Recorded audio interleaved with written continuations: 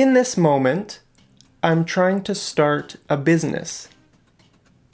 In this moment, I'm trying to start a business. Is this sentence right or wrong? What do you think? It's wrong.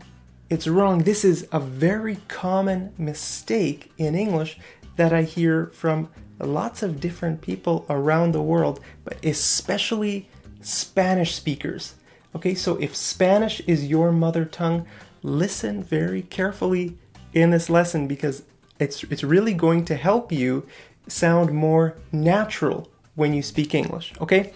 So in this moment, we don't use this phrase in English. I know in Spanish and other languages, you might say it like this. Could be a direct translation from your language. But in English, we don't say this. Instead, we say right now, at the moment, or currently, okay, or these days, right? So we don't say this. Okay, now these terms here are relative. They're relative. They can either mean right now, like this moment, or they can mean these days. Okay, it depends on the context. Okay, for example, if I'm washing dishes right now and you call me, I might say, hey, can you call me back in 10 minutes? Because I'm washing dishes right now. That means right now, this moment, I am washing dishes. Okay, but let's say I ask you, what are your plans for the future? Then you could say, well, I'm learning English right now and hope to move to Canada later this year. Okay, this is more a broader time frame. Okay, so we're not talking about this moment. Okay, you might be doing something else. You might be watching TV right now. You might be doing dishes. You might be cooking. Okay, but you're still learning English right now because we're talking about these days. Okay, I'm learning English these days, and I hope to move to Canada later this year. Okay, so it can mean both. It could mean right now, or it could mean just more in a general, broad sense. Okay, so look at this. I'm trying to start a business these days. That's a great sentence. I'm trying to start a business these days. Okay, now these days could be at the end, or we could put it at the beginning. We could say, these days I'm trying to start a business. Okay, so it can go at the beginning or at the end. But what about this one?